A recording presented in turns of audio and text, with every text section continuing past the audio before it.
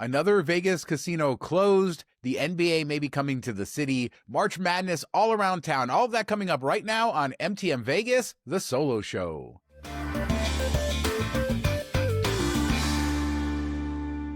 Happy Monday, MTM Vegas peeps. And this was March Madness starting over the weekend, and Las Vegas was ready for it with viewing parties all over the city. And this happens every year. And we know there's the bougie ones, right? You could pay up to $500 for an all-inclusive viewing party, depending on where you go. Cosmo, all over the city, they had these fancy ones. And then some places like Resorts World and Fontainebleau opened up their showrooms for March Madness, and that went really well, I guess, for them. But here's perhaps the quirkiest place for March Madness in all of the city, Circus. They did a pop-up sportsbook for this March Madness event. As Bill Krakenberger said, I think these couches have been in storage since Jay Sarno sold the place. I don't know, but it looks kind of weird. Doesn't look like anybody showed up. And I wanted to give Bill Krakenberger a shout out. He was all over the city posting videos from different sportsbooks. So if you're really into this scene and this weekend and everything going on over the next month, then Krakenberger is the place to go. He also went down to South Point and showed us the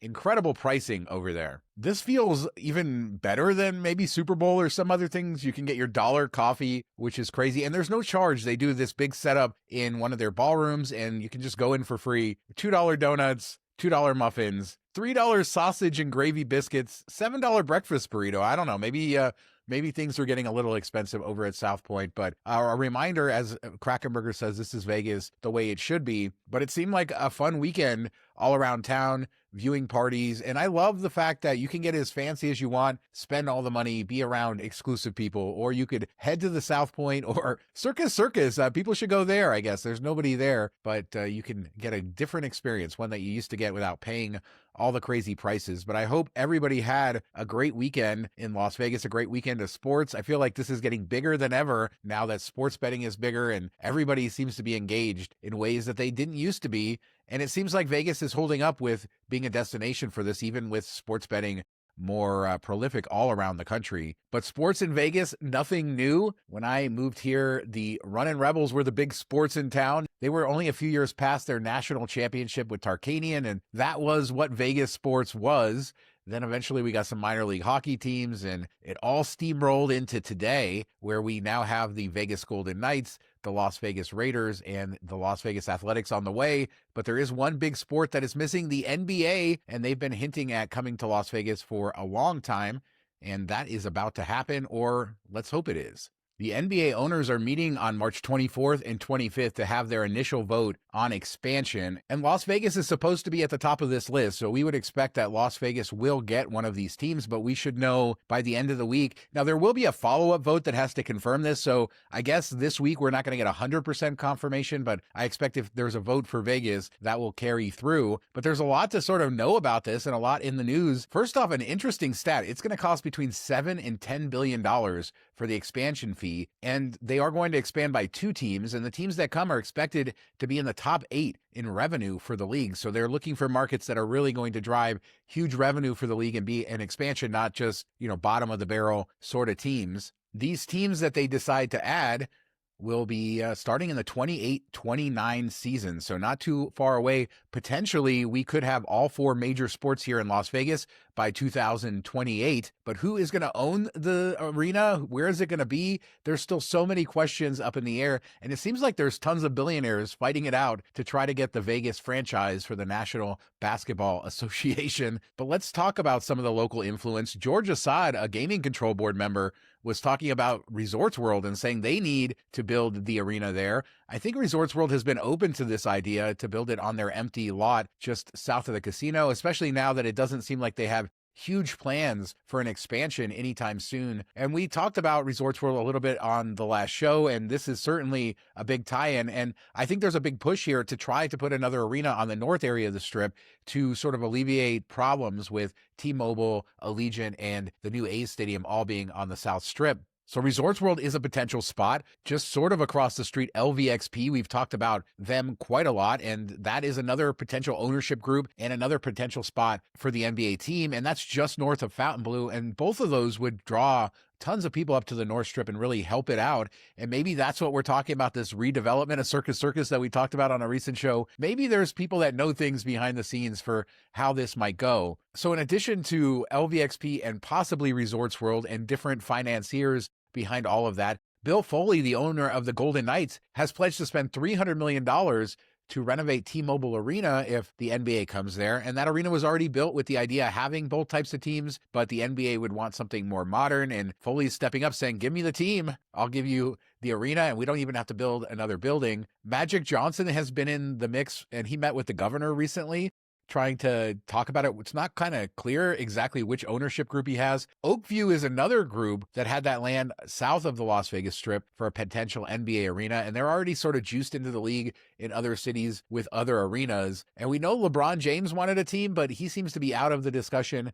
So a lot of competing interests, and I think maybe a deal comes together between different interests. But I also think Resorts World, that is the perfect spot for it. I would love LVXP, though. I'd love for something on the old Wet n Wild site finally to come. But with all the struggles of the North Strip, even getting the newest resorts in town, still not drawing people up, I think kind of changing the dynamics from the South Strip to the North Strip, adding a professional sports team there would be good. I don't think traffic would be any worse than it is on the South Strip. Certainly would be better. There's multiple ins and outs. You know, Rio was always floated as another possibility too. I haven't heard a lot about Rio in this latest round of discussions, but it's exciting. I know I've talked way too long about the NBA. We should know more by the end of this week. And later in the week, when we get some confirmation, we can talk about some of the stats for Vegas as a 4-team market or a 4-league market. How does it compare to other ones? Is it big enough? Can it support all of these teams? There's a lot of questions around that. I have some data. We'll talk about that a little bit later, but let's get that vote first. In a second, I'm going to talk about some dining shakeups around Las Vegas. But before I do, I would love to invite you to subscribe. Each week, thousands of you watch this program. Not subscribed doesn't cost anything. Just hit it in the YouTube app, on your TV, wherever. Helps you see our latest videos. We're so close to 60K. But let's talk dining for a second. I saw this Corey Leviton article that I thought was interesting over at casino.org. I also saw this particular news elsewhere. Burro Borracho at Rio is out. So Guy, he is out. Now, that's sort of a holdover from the Caesars days. He's a Caesars chef, but that restaurant stayed open when Dreamscape took over Rio, and it's just sort of been sitting there. It actually didn't open for a long time after the hotel reopened back during the closure, but it has been open for a while, and I don't know, it just sort of sits there. They had their $10 gambler special. It looked okay. I've never actually eaten there, but I think the location is decent, and maybe they can do something good with it. It really does back up to the pool area, so I can see this space in particular being something interesting over at Rio, but that means that Guy is out. He is no longer a Rio celebrity chef. But what about Giada?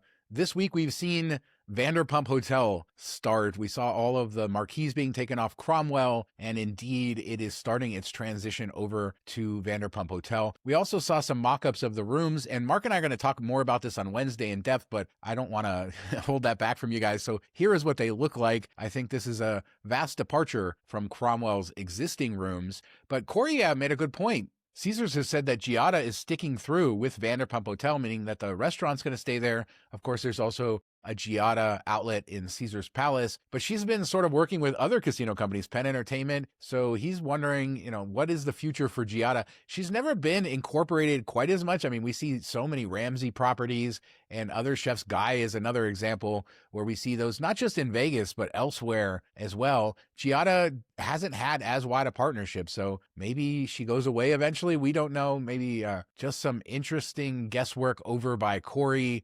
But yeah, he has a great restaurant roundup, new stuff coming into BLVD, all of that. I'll put a link down in the description. Now, I wanted to follow up on what we talked about a lot with numbers and Canadians specifically. In downtown, they did that Vegas on par promotion where Canadians could get 1-to-1 for their Canadian dollars. And it's been a struggle to get Canadians to come to Las Vegas. A lot of it geopolitical. Some of it is just economic with the Canadian dollar not being as strong compared to the US dollar. And in 2025, Canadian visitorship dropped 24% to Las Vegas. And about one out of every 4 foreign visitors to Las Vegas is Canadian. And so how has that promotion worked? Well, Circa, Golden Gate, they said that they attracted over 15,000 Canadians in their first month, and it resulted in over 2,700 room bookings. So marketing towards the Canadians seems to be working pretty well for them. But the LVCVA says we need to get Canadians back. And they recently approved a $3.5 million campaign that'll run over 3 years to advertise to Canadians. And this is going to start in the summer, in July of 2026. World Casino Directory has a good article kind of updating on this. I think they voted on this in their last board meeting, but it just shows you that Las Vegas is still focusing on that international tourism, specifically the Canadian audience that they lost in 2025. And I think the takeaway from the downtown promotion is that there is some opportunity here. 15,000 people in a month is a very hefty number, resulting in room bookings. Seems to be good data there. And Canadians, let me know down in the comments, are you sort of open to coming back? Are you not coming because of the dollar? Are you just not traveling as much in general? How can Vegas get you back? Spending millions of dollars on ad campaigns, will that do it? So I wanted to discuss something else I saw on social media this week, an update from the Caesars giant screen that they are installing. I showed you a few weeks ago or a month and a half ago when they started putting in that giant steel pole. And indeed, the screen is now on there. And I was going through some comments on X, like this one from Luke Johnson. I remember the first time I came to Vegas being entranced by all the unique marquees and signs. Now they all look like this, just black rectangles. And that made me think, like back in the day, the marquees were really a way to sell the property. Most of them had screens, even back in the 80s, 90s, those old kind of screens, and some of them had other static ads on them. But it really, the design, think about the old Las Vegas Hilton sign or the Treasure Island sign. Even today, the MGM Grand sign has some remnants of the past, even if screens have sort of made their way more and more into our marquees. But I think this is a good point because as we've seen these screens get replaced, these signs get replaced at places like Aria and elsewhere, they kind of do away with a lot of the design. And then we've seen even the Aria sign's a great example. They've actually upgraded it over the years, but any of the design, the sort of branding, the theming, that is going away as we see more and more of these signs. Now, this screen will have a little bit of Caesars branding on the top and the bottom, very similar to what we see at the horseshoe sign. This feels like very much like a sister sign to that. But are we losing the uniqueness of Vegas by just putting these plain screens out there? Do you like all the extra light pollution? I mean, it gets crazy at that corner with the horseshoe sign. I can't imagine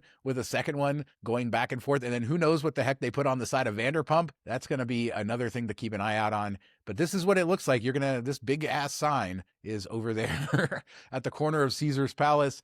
And it looks like it's getting ready to be turned on soon. Do we need more uniqueness? Should they be spending more money on the architecture of these signs, or just slap a screen on it and then you can put a new one every couple of years?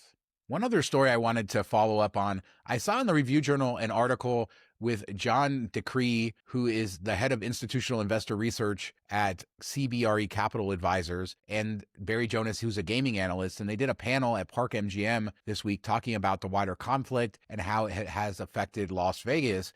And according to them, it doesn't seem like there has been much of an impact, so much of this Middle East conflict on Las Vegas visitorship yet. And that's sort of what we expect. Looking back, it takes a little bit of time for this to sort of filter through. So if this conflict were to go on for the 60 to 90 day range, they say, then we'll start to see Vegas impacted. And also they discuss how sort of the lower income people will be impacted first. Maybe Vegas is a little bit more insulated from that than it was in the past, but that doesn't mean it's not going to be significant impact. And I think a lot of the casinos have already started to pivot more towards catering to lower income people anyway. They see that they went too far in the other direction. So maybe they're nimble in that way and they're able to adjust. Hopefully things settle down and the wider tourism market and socioeconomic market is good for Vegas and elsewhere. But if not, Vegas will start to see some implications of this probably in the next month or two. And this really isn't good timing considering the numbers in 2025, not the strongest outlook for visitors in 2026. If we look at the raw visitor numbers, we're about the same as we were 20 years ago. Now, revenue's definitely up, higher room rates. Some of that's inflation. Some of that is the market growing and catering to higher end people. But for now, we'll have to keep an eye on the wider conflict, how it affects Las Vegas. But it doesn't seem like in the short term, the numbers have been any worse. And some fascinating insights in this article. I'll put a link down below. These guys really know the market, know what they're looking at. But if this continues, we may see more specials, more trying to draw people in. How many more plays do they have in their playbook, though? Because it seems like that's what they've been doing the last year. Definitely had some success, but how many more straws can they pull out of the hat? And let's close with this. Joker's Wild is now closed. We talked about Cadence Crossing, which will open on Wednesday, right next door, indeed feet away from the old Joker's Wild, but we didn't know the date. And then just a couple days ago, they announced that it was going to close on Sunday night, and it did close last night. So Joker's Wild is now gone. A little history of Joker's Wild. It opened in 1990 as the Cattle Baron Casino. What a name. I love the big slot machine in the middle that says Joker's Wild. It did indeed become Joker's Wild in 1993 when Boyd Gaming bought it, and Boyd Gaming has owned it since then. And it's just a small neighborhood casino, a restaurant in there. An interesting place, not too nice, not too fancy, but not quite something that you would say, oh, tear this thing down now. But Cadence Crossing coming, designed to maybe be more modern and to cater to a different type of clientele, maybe something just a little bit nicer. And then they can use the land for Joker's Wild for an expansion to that, all of that. So Wednesday, later this week, we will have pictures from the brand new Cadence Crossing, but Joker's Wild did go away. Another Vegas casino is closed. John Mahaffey does such a great job of going out to all of these. Him and Christina were over there in the last minutes. It closed at 10 p.m. They were some of the last people out the door. A little bittersweet, but I guess they needed this time in order to move employees over and move over operations. Again, these casinos are just feet apart. Very interesting. I can't remember. I'm sure this has happened, and it probably did happen on the Strip back in the day where you had a small casino and then they built another one next door and the same owner eventually tore it down. Let me know in the comments if you know anything like this, but I think this is one of the quirkiest things. And Las Vegas is getting a brand new casino this week. It's not a mega resort, no hotel attached, about 50,000 square feet, but it's there, it's coming, and this is good news among everything else. So let me know down in the comments, what do you think about Joker's Wild closing? Did you ever go there? These big signs that they're putting in everywhere. NBA finally coming to Vegas. Is this the week we're going to get the confirmation sort of that happening? And March Madness, did you have fun around town? Let me know down below. We do 3 shows a week, Mondays, Wednesdays, and Fridays. Mark and I will be back in a couple days with another show. Thank you so much for watching. Talk to you next time.